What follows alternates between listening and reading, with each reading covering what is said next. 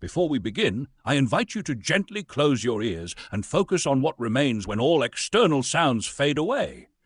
It's like sitting in a quiet room, and after a while, you notice a subtle ringing or hum beneath the silence. If you listen closely, you'll start to experience this soft, constant presence, something that feels like the very fabric of reality itself. In quantum physics, it's said that everything is connected at the most fundamental level, and that everything we see is just a manifestation of deeper, unseen energy. What you are hearing, or rather feeling, is that same energy, that same field of potential. This subtle ringing is what we call the sound of silence. It's not just an abstract concept or some external force. It's the very essence of you. Everything we discuss in this session, and the ones to come, will be about this sound of silence. It is not something separate or different from you. It is you. This exploration is about realizing that the sound of silence is your own inner being, your most fundamental nature, the stillness from which all life arises. You are that, the very presence behind everything. When I think about my true nature, I realize that much of my suffering comes from the mistaken belief that I am separate from the witness, the awareness that perceives everything. This separation, this illusion of being distinct from the consciousness that witnesses all things, is the source of much of my bondage. The mistake I make, and the mistake that so many others make, is thinking that the witness of all experiences is something outside of myself. This error in thinking is fundamental. I believe that my true self is different from the awareness that perceives everything around me. However, when I begin to understand that I am that awareness itself, then the chains of separation start to dissolve. This is the essence of wisdom, the understanding that there is no separation between me and the consciousness that perceives all things. If there were no one to witness, no one to perceive, then who would experience happiness or sorrow? Would happiness or sorrow even exist in a world without any experience? The answer is no, because without an experiencer, there is no experience. The concept of happiness and sorrow is entirely dependent on there being a witness. The same goes for all other feelings, thoughts, and experiences. Without an experiencer, without the consciousness to perceive them, nothing could exist in the way I experience it. Therefore, when I begin to contemplate this truth, I realize that my true nature is not separate from the awareness or consciousness that witnesses everything. This is an essential insight that, when understood deeply, begins to unravel the illusions that cause suffering. The belief that I am separate from the witness is a common mistake that has been perpetuated over time. This is a misconception that many people, particularly in Western thinking, make when they treat consciousness as something separate, something external to themselves. They create concepts around consciousness, thinking of it as a phenomenon that can be controlled or manipulated. This is the same error that countless individuals have made throughout history. They confuse consciousness with the thoughts that arise in their minds, and as a result, they treat consciousness as if it is something that can be owned, controlled, or understood in the same way they understand thoughts or objects. However, consciousness is not like a thought or a sensation.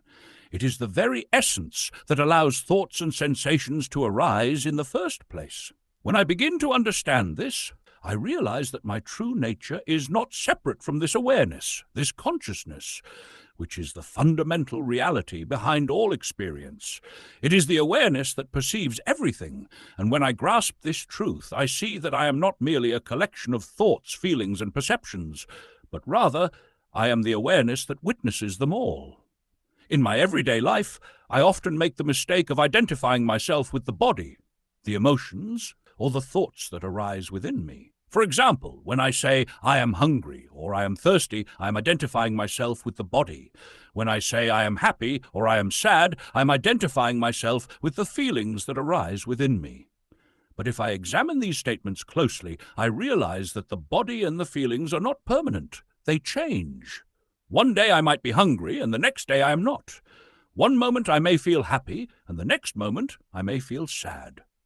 These states of being are temporary, and so it follows that I cannot truly be these things. I cannot be the body because the body changes over time. I cannot be the feelings because they arise and fade away. So if I am neither the body nor the feelings, then who am I? This is a crucial question that I must explore. Am I the one who becomes attached to these feelings, or am I the witness of them? If I observe carefully, I realize that I am the witness of the feelings, not the feelings themselves. The feelings come and go, but I remain constant. I may say I am happy when I feel happiness, but when that happiness fades, I realize that I am not the happiness itself. I am the one who observes the happiness coming and going.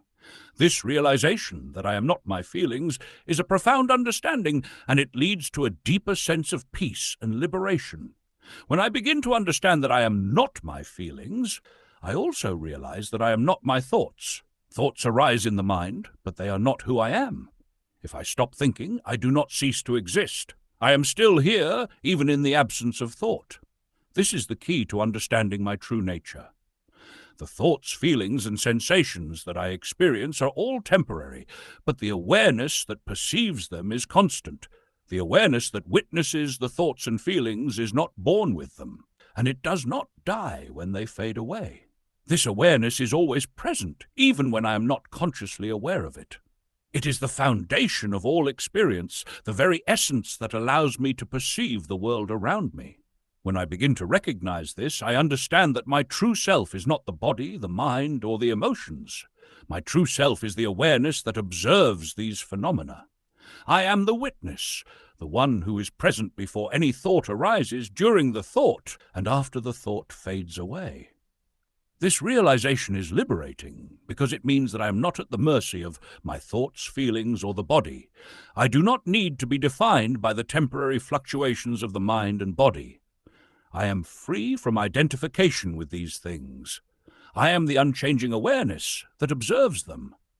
This is the highest state of understanding, the state of true wisdom. When I am in this state, I am not affected by the coming and going of thoughts, feelings, or sensations. I remain unaffected by the transient nature of the mind and body. I am at peace because I know that I am not these things. I am the awareness that witnesses them, and this awareness is constant. This awareness is not disturbed by the fluctuations of the mind, the emotions, or the body. It simply witnesses them as they arise and fade away. There are many people who are caught up in the turbulence of their thoughts. They are constantly thinking, talking, and acting, never at peace with the silence of the mind. They cannot sit still without being overwhelmed by their thoughts. There are others who try to escape the noise of the mind by meditating, by seeking peace in isolation, but even in meditation, they cannot escape their restless thoughts. The truth is, the one who has realized their true nature is indifferent to both the presence and absence of thoughts. Whether thoughts are present or not, whether feelings are good or bad, whether the mind is active or still, the knower of the truth remains unaffected. They are open to everything, without attachment or aversion. They are open to thoughts, feelings, and sensations, but they do not identify with them. They know that they are not the thoughts, the feelings, or the sensations. They are the awareness that witnesses all of them. This openness to all experiences is the essence of truth. The truth is not something separate from me. It is what I am. I am the truth, and the truth is the unchanging awareness that underlies all experience. When I recognize this, I realize that I am free. I am free from identification with the body, the mind, and the emotions. I am the eternal witness, the pure awareness that transcends all forms and phenomena. This realization is the ultimate freedom. When I know that I am the witness, the awareness that perceives everything, I am no longer bound by the fluctuations of the mind and body. I am no longer subject to the ups and downs of life, to the joys and sorrows that arise in the world. I am the constant, unchanging awareness that witnesses all of these things. I am the truth, and the truth is that which transcends all dualities. It is beyond the transient phenomena of the world. It is the eternal witness that perceives all things but is not affected by them.